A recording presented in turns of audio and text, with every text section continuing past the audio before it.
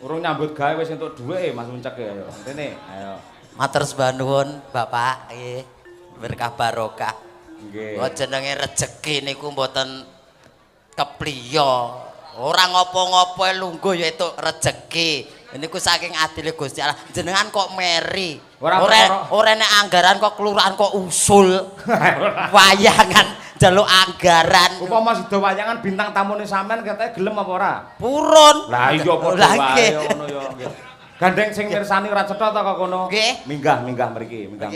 Mang Junjung Pak Ariyanto. Nah nggih, enteng apa niku? Matur nuwun. Ngono lah.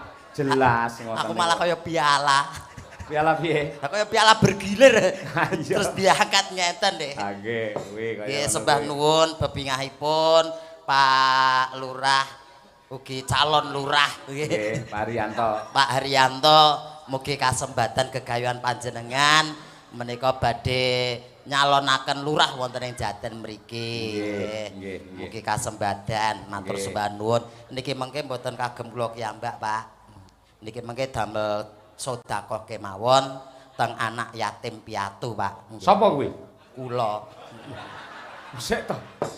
Lah sampean lak wis duwe bojo. Nggih. Wis duwe anak. Nggih. Kok iso ngaku yatim piatu? Lah bapak ibu pun mboten enten niku.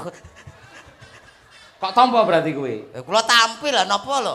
Masalah. Genku kene. Pripun? Ndek ingi iki nang Nun Sewu, nang daerah Pati. Nggih. Enten wong sing wis duwe anak, monggo uripe jane ya kecukupan, ngaku yatim piatu terus nampa dhuwit bebungah. Ngono Nun Sewu. Teko omah langsung setruk wonge. Niku pundi niku? Pati. Pati. Pati Karanganyar mboten kok. Niku kahanan wilayah mriko. Lah mriki mboten. Oh iya. Nek mang bayangke to, Pak. Umpamane kula nampa det 100, gek kula setruk. Modele kados napa? Iki Gusti Allah niku adil. Adil ya. Maringi titaing urip ki mesti ya ana kekurangan lan ana kluwane kiyambak-kiyambak. Betul. Ngenehi penyakit ki ya sak mampune umate. Oh iya. Kados kula ngenten iki modal sementen, paling dikai penyakit ya mung watuk, pilek, masuk angin. Ayo. Mboten kok stroke. Jenengan apa pun kulino krungu cebol opnam ngoten lho. Ora enak ya malah biar kabeh ya. Ayo. Bayangke gek setugel stroke, aku ya ya ae. Terus sampean lek ning ndi-ndi ngirit tok malah ana. Ngirite pripun? Tanggapan Jakarta, numpak pesawat, ora perlu bayar tiket. Lho, lha pripun to? Diadai tas lebokne bagasi, rampung pisan. Pak, kula niku wong paulo to, Pak. Lah iya kan ngirit, ayo. Nggih ngirit, ngirene bayare nggih genep kok bayar tiket tok. Oh iya, nggih.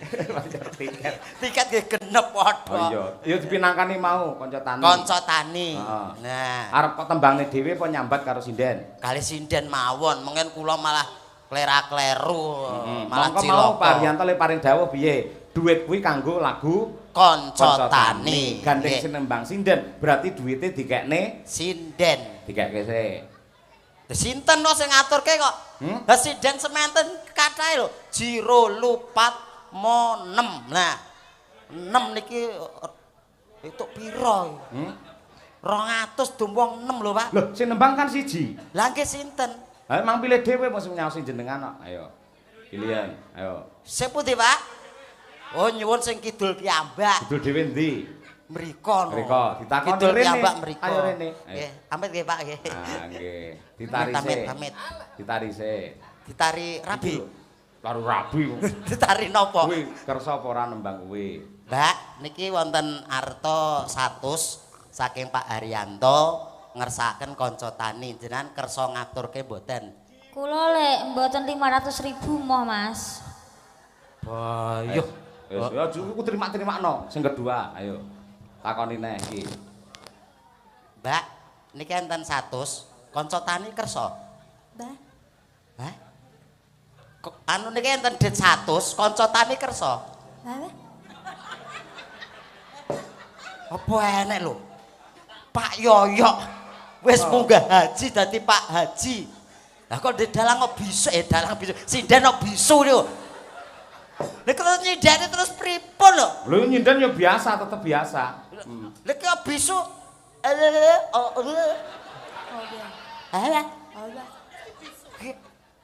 Oh, apa to, Pak? Hah? Mboten mudeng lho. Wis to pokoke kok sahur ya iku iso kuwi kok sisuwi. Ayo ta. AI. Apa kuwi? Hah? Kok ngene iki apa? Kanca tani. Oh, macul. Macul. Oh iya. Macul. Oh, bahasa isyarat ya. Heeh. Dijawab ya, jawab ya. Bandek Oh, macul ora iso. Ora iso mergo wong beda. Isone dideplok, deplok. Anu, lesung nika lho, Pak, lesung nika diketen ngene ngono, Pak. Lagi deplok kok nika. Ha iya. Iki deplok. Dadi macul gak iso kanca tani. Wah. Piye? Kok baba? Kanca macul gak iso. Isone? Allah. Oh iya. Iya, Wedi karo ula. Macul ning sawah wedi karo ula. Oh, ngene iki ula. Oh, kok samar dicokot. Samar cokot ula. Oh, dalam awakmu yo duwe ula. Mboten. Mosok ra kita anu ra duwe. Mboten. Hah, cilik-cilikan ra duwe. Cacing. Ayo, heeh. Sing ketiga njajal takoni. Wah. Lah iya to. Cindane Pak Yoyo iki ya seneng-eneng ae. Sing iki bisu. Sing niki Mbak enten dit 100 kanca tani saged. 100 kuwi. Heeh. Aku nek 100 semua, aku nek 72.500 gelem. Lho. Kono mau 500, ya ra 500 semua. Aku mau yo. Iki jaluke gur 72,5. Nek 72,5 aku gelem. Cetok iki sinden ayu, ning ora ngerti hitungan iki malah. Oh, alah. Kudune lak akeh 100 aja. Mulakno dalang iso munggah haji. Weh, Rena, gepok wayang kowe. Aku rene ngompani kowe kok. Mboten, Pak, mboten. Senamu lho. Lah, sindane siji bisu, siji ra mudeng dhuwit. Pabele. Ra gelem kuwi. Mboten purun. Mboten purun kula 72.500 gelem aku. Jujul lho, aku ora dijujul. Kuwi pas 72.500. Bayuh. Aku mosok nari ibu. Ora apa-apa wong yo iso nembang kok kuwi. Iso nembang mosok ya ibu 100.000. Apa to eleke takon? Oh, nggih. Nek nggih boten penak lho. Penak aku. Aku umur lek omah-omah 20 tahun penak banget kok. Ayo ndang. Tegese penak anggene nata keluarga ngono lho. Ayo nggih. Duh. Nggih. Bu, nyuwun sewu, Ibu. Alah dalem Mas Uncek. Niki wonten arta 100 saking Pak Haryanto. Alah kok repot-repot. Niki wau ngersakaken kanca tani. Jenengan purun boten niki? Alah ya Allah, kula duit 100.000 niku kecil. Kula biasanya nyekel duit itu 10 juta sak gebok. Sakmene iki ya aku ya ora jalan lho Mas. Cek ora ngerti to. Bu Kesi kuwi adus ngangge sprit. Boyok, Bu Keksi. Heeh, raup kuwi lho, masalah Coca-Cola. Wong sugih. Kok iso 100 lho. Wong sugih kowe dosen. Heeh. 100 kowe nggo apa? Adus kowe nggo Coca-Cola. Heeh. Raup sprit. Heeh. Nek cawi angge ale-ale. Gilane. Iki prati rubung semut.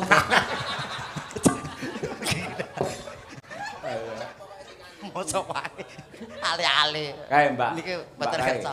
Mbak Triastuti. Wah, Mbak Tuti. Hmm. Mbak, Wis aja ditakoni, langsung kekno nek nembang kuwi aja ditakoni. oh, mboten ditakoni. Tak langsung ngene, nyoh dhuwit 100 nembango kanca tani, ra gelem biacok, ngono lho ya. Oke, siap ngestokaken dawuh macange. Ayo. Nyoh, dit 100 nyanyi kanca tani. Aku Ora gelem bacok ayo. Aku pira-pira gelem. Wah. Gelem to, Dek? Gelem, Pak. Wong biasane entuke gur selawe, Dek ya. Wes. Bathi 75. Sampai ngapusi aku lho. Ngapusi Sampeyan pripun? Ngapusi rene sik. Ngapusi pripun to? Lungguh kene. Lungguh Sampeyan pundi? ketoke korupsi rene sik. Sampeyan ketoke korupsi. Korupsi napa to, Bu? Mboten lho. Iki apa iki? Iki ana apa iki? Iki kacu. Ora tak kira duwe. Kacu. Mudeng gak? Gak mudeng gua apa to kacu mbok kene. Kacu iki golap. Lah apa-apa. Bar kaya ale-ale mau lho. Keringet. Keringet lagi. Lap keringet. Ayo. Lap keringet, Bu. Yo, Mami. Hah? Ayo. Oke, Mami. Nggih. Mami. Iya, Papi. Nyanyi konco tani ya. Tambahi ya. 2,5 apa-apa. Ndang kok apa-apa nggawa dhewe. Pak, enten kali setengah melih mboten ta, Pak? Engko mik Pemerintah nggawa tanggung jawab. mik nggawa dhewe apa-apa nggawa dhewe. Tambah 2,5. Dadi ki engko nang perapatan kono. Iya, engko tak tambahi ora 2,5. Piro? 5.000. Iya. Wis. 5.000 karo 2,5 karo 2,5. Engko tak tambahi 5.000 tambah ono balsem ngono lah apa-apa. Tri Astuti Retnowati iki saka Ngawi Mas Munjak. Oh, saking Ngawi. Nggih. Anu, lah. Ngawine pundi? Hah? Ngawine pundi? Widodaren. Oh, Widodaren. Ah, nggih. Oh, Widodaren. Banyol. Nggih. Lek anu dicethak ngene lho Mas Munjak. Ngawinipun pundi? Kok ngawine pundi piye to? Ngawinipun pundi ngono. Nggih. Ngawinipun pundi? Nah, ngono kuwi. Ngawine pundi? Ngawinipun pundi? Lah nggih. Dikenake. Ngawinipun pundi? Widodaren. Widodaren. Dadi seperti bidadari. Wah. Bidadari kecemplung peceren. Lambemu apa? Kan wani ya? Mboten. Tak ayahi lho. Mboten Mami, mboten Mami. Wayah ngene-ngene iki masamu wayahe geragas-geragase rene lho. Mboten Mami, gojek Mami. Anu sindan sini ganasiram to, Pak? Ganas. Sindane jelasin iki ganasiram. Iya, ngerti wong pengen ngemplok dhek iki ora. Wah. Apa nek ngerti awakmu? Ayo. Niki menungso apa udo nih? Lah iya. Nis alhamdulillah lho Mas Muncak. Nggih. Jenengan kuwi apa kuwi jenenge dipercaya karo Mas Wahid gitu. Matur sembah nuwun. Supaya melu ngergengake pahargyan ratri menika. Nah, nggih. Kanugrahan sing gedhe. Estu, Pak. Wah, Mas Wahid niku piyayune sedekah sae kok. Jan iki mung pengin sedekah neng anak cacat iki kados Mas Wahid. Anak Mbok arep cacat piye? Anak cacat piye? Lah kan pengen sedekah teng anak cacat to Mas Wahid ki. Oh. Kados kula nggih genah cacat to, cacat fisik, dedeke nggih kurang. Ora cacat fisik sampean iki. Lah napa? Manusia minimalis. Mbok beda kali cacat nggih. Lho, kok benten pripun nggih? Sami to minimalis kok. Benten nek jenengan niku. Minimalis. Ning malah nuwun sewu kados Pripun? jenengan. Itulah keagungan dan kasih sayang Allah kepada jenengan. Lek jenengan iki piyayine gedhe dhuwur. Nggih. Malah ora kondang tanggapan tekan ndi-ndi. Oh, leres. Lek cilik kaya ngene iki, malah sampean iso eksis to tanggapan terus to. Nggih, alhamdulillah. Niku mau mergo mesake kita ya, Pak. Katimbang nang omah ngrusoi bojo nganam. Ha iya. Ora kok ya. Mboten. Jenenge menungso mung sadhermo nglakoni, Pak. Dadi nggih dinikmati mawon pepange Gusti Allah. Nggih, kuwi genduk lembayung umure 78. 78. Nuwun sewu jenengan ya kagungan putra. Alhamdulillah sampun, Pak. Sak pira botol aqua ngono. Nggih mboten to, Pak. Lah piye? Lah bojo kula gedhe dhuwur kok. Weh, iso sak botol aqua. Tenane bojomu gedhe dhuwur. Niku adile Gusti Allah, Pak. Umpamane Gusti Allah radil, aku mesti diparingi jodoh dedeke padha aku. Anak-anak nggih kados jenengan wau ngendikane sak botol aqua. Lah, niku gandeng Gusti Allah niku adil. Kula diparingi bojo nggih gedhe dhuwur. Oh sik to kok iso gedhe dhuwur kuwi terus nuwun sewu. Cara dokter prakteke terus piye? Praktek bab menapa, Pak? Lah sing jenenge wong omah-omah aja diselaki to. Mesti lah kebutuhan lahir, kebutuhan batin. Nggih. Oh to. Nggih. Mesti nindakake nuwun sewu saresmi antarane priya lan wanita supaya pinaringan nugraha putra. Leres. Lek dedekku karo Bu Kesi meh padha ya dadi lan apike. Nggih. Ora enek apa jenenge sing gonjing. Sampeyan piye carane? Dadak golek apa ngono carane? Pripun nggih, Pak? Yen kula ajeng cerita niku secara teori niku mesti do bantah niku do. Mboten bantah. Do maido. Ora maido wong sing nglakoni sampeyan. Mesti do maido. Enggak. Niku umpame katimbang dipaido, Pak. Apa? Ngampil bukeksi sekedap pripun? Damel praktek. Rene ya. Iya lho, cempala iki atos iki. Rene sik. Rene. Pripun? Lap kene. Nggih. Wis suwi ora sopan, wingi wis tak jak nang Pekalongan lho. Kok iso bojone dalange arep dicoba kuwi lho. Mboten. Lah katimbang niku mengke teori. Kowe mbanyol ya mbanyol. Nggih. Ning ngangge tata krama. Lah pripun? Ngangge etika ora kok kaya ngono kuwi. Bukese iki elek-elek dosen. Lah iki yo ibune wong sak rombongan. Nek cacakmu kaya ngono. Cacakmu ngono jenenge ora sopan. Mbanyol boleh, ning kita punya etika, punya tata krama. Betul. Heeh. Lah nek kan kula ajeng cerita secara teori, mengke paling dibantah ngoten lho. Bantah piye wong Allah ora mungkin ngono Allah, ora mesti ngoten lho. Mulake dipraktekke kersane cetha ngoten lho. Kowe kok malah ndodok rumahsamu, aku arep wudu no piye? Mboten. Sing kok ndodok sapa? Mboten. Rada rono sithik. Nah, ngono kuwi. Nah, ngono. Nggih, Pak. Kowe karo gunung aku lho, dhuwur gunung aku. Arep nyoba Bukesi ngono. Nggih, mbok menawi yo. Wong ki yo mbok menawa usaha ora itu. Ya ora mungkin gelem Bukesi karo sampeyan. Ya wanita setia, ora kok perkara piye-piye wanita setia, tidak akan berhubungan dengan siapa saja selain suaminya. Alah jenengan ki terus ngelempeh anak ibuke. Wingi nek jagongan, alah ibukmu galake ra ukur lho. Kowe ngobonge wong mama lho, bahaya lho kuwi enggak boleh seperti itu. Kuwi fitnah lebih kejam daripada pembunuhan. Nun sewu, sing calone ahli neraka, wong sing seneng nyebar fitnah. Monggo neraka iki panas. Lek wis panas, yen nganti kuwi kobongan ngene terus piye? Oh, nggih. Neraka niku panas ya. Panas. Oh, jenengan pun kulino mriko to?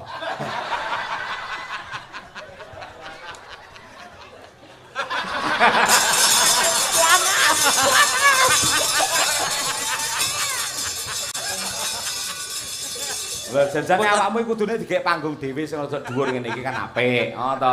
Nek kono kan ra pirsa kabeh, ngono kuwi. Nggih, nek suwe-suwe enten mriki, Pak. Nyapa? Panas.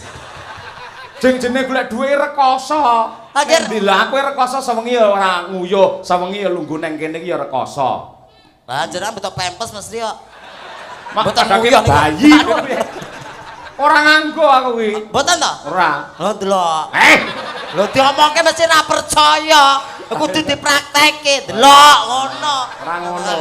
Sampeyan melawak omong terus ini sok-sok ya ngangge ngelak barang. Nggih ta, Pak? Ngelak. Nggih ngelak to jeneng. Lah jeneng kok elek-elek ngene iki ya menungso lho, Pak Iyan. Ya titahe Gusti Allah. Iki lho dote nya. Hah? Cempolo, Pak. Ayo, atos monggo. Ya atos cempolo nih. Ayo. Ki padha karo omonganmu, atos ket mau omonganmu. Oh, ngenten iki to? Heeh. Oh, nggih. Aja dikek kono, ora oleh ngono kuwi kaya ngono enggak pareng. Lah terus ajeng maringi Padhep kok rene. Pripun? Iki ceritane kolaborasi antarane wayang kulit karo wayang golek. Ya. Gak. Iki wayang kulit. Lah kesenian kuwi ora ngono kuwi. Nggih kesenian ning kula ampun mang dadekke wayang golek. Kuwi pemersatu bangsa. Lek wayang kulit lek kok Surakarta. Leres. Wayang golek kok Sunda. Nggih, leres. Untuk menyatukan Sunda dan Surakarta Nggih. dikolaborasi ini wayang kulit, ini wayang golek. Gandeng wayang kulit wis enek gapite ngene le nyekel ya blek penak ngene iki. Lah gandeng wayang golek nggih mulake kula wegah. kuwi lek gapite ning jero to. Nggih. Ayo mula ya kudu dirogo.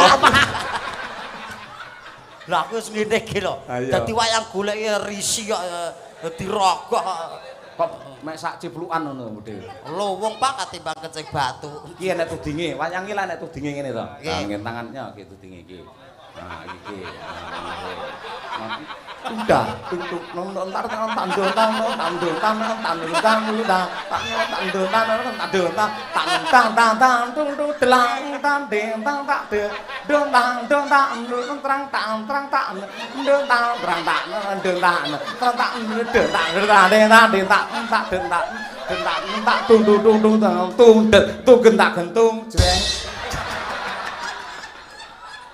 Ki kesenian apa to?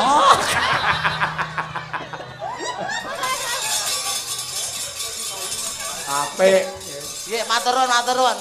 Wis dijogetke kalah kaya ngudang anake kaya omah. Pun kula mandhap to, Pak.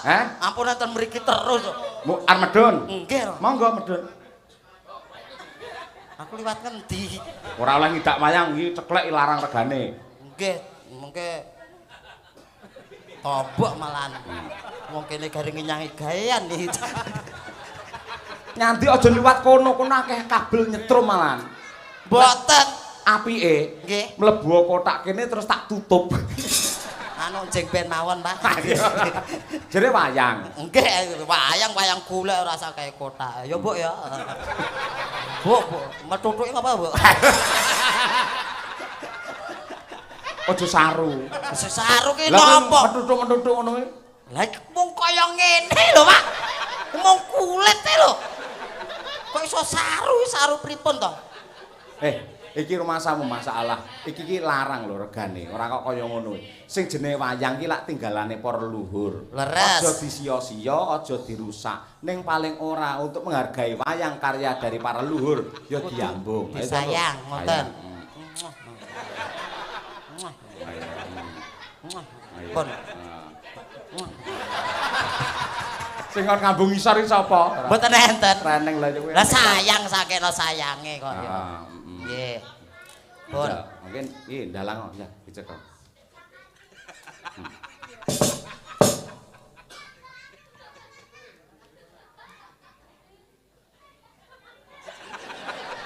Rono. Angge mik ayo.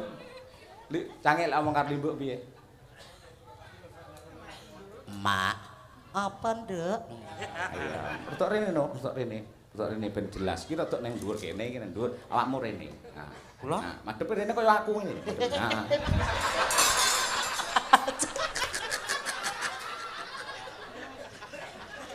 Boten-boten dalang sing apik kok ora senengane. Lah apa enten mriki lho. Gek majenge mriko lho genah geblak. Lah kaya nang pinggiran kalen lho. Endi kalen? Lah kuwi kan iki kaya kae nggon pinggiran terus ki kaline ngono lho. Heeh. Kula nongkrong enten mriki. Kowe karep neleki aku. Nggih mboten. Ayo. Pun nongkrong mriki mawon. Nggih pripun? Iki enek salah satu siswa dari Madangkara. Nggih. Ya kuwi putrane Mas Taslim karo Mbak Kunik. Wah, leres. Nah, iki lho, wadah. Oh, boten to. Kowe tak goprok ora. Iki nggih komando lek muni gamelane melu muni. Napa nggih ta, Pak? Tutuke tak geleme dhewe ngono kuwi. Oh. Apa iya ta, Pak?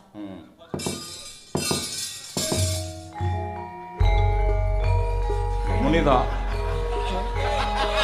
Muni. Nyuwoke pripun? Tanggung jawabmu piye lek nyuwukne? Ayo. Nyuwoke pripun? Tanggung jawab sing menekke kowe kok.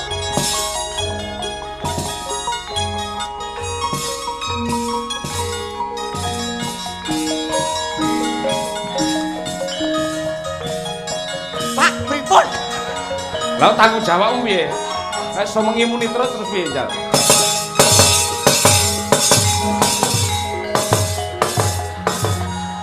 Hop, aku ora iso nyuwoke, Pak. Mula aja kemaki mayange angel, ngono. Nggih, pripun?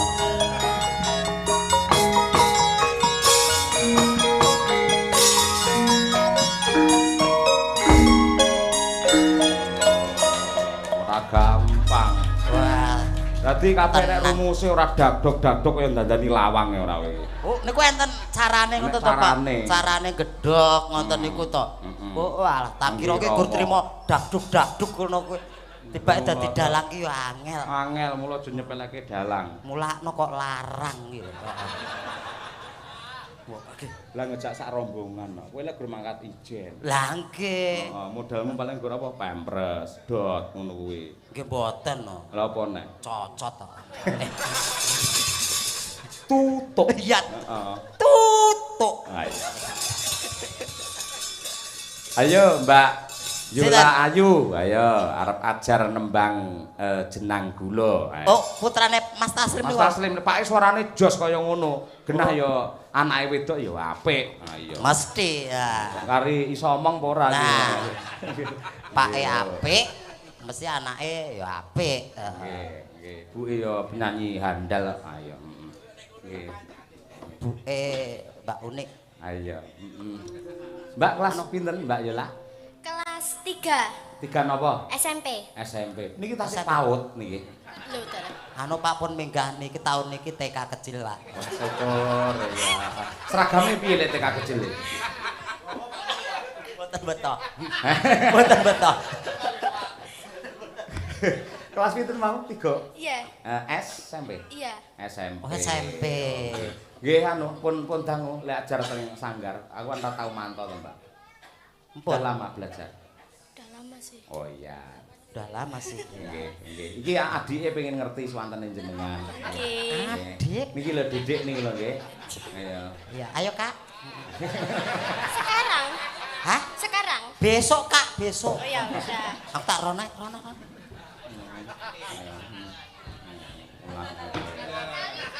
Iki rekake ngancani. Iya salim sikno. Kaya pantes ae ora ayo. Masa aku sing Mbak Yola, mangunggah rene. Enteng kuwi. Aja munggah dhewe. Sing ngongkon sapa? Kok cenangan mudun nek. Mudun nek. Muduna. masa dugah kene. Mudun ya. Ayo. Alah. Piye cara ngunggah kene? Ah, junjungan Mbak, enteng kuwi. Aduh wedi aku. Kuwi 2 kilo kotor kok. Ayo mungan. Junjung, enteng. Dah cucuk Kak. Cucuknya gak apa-apa lah.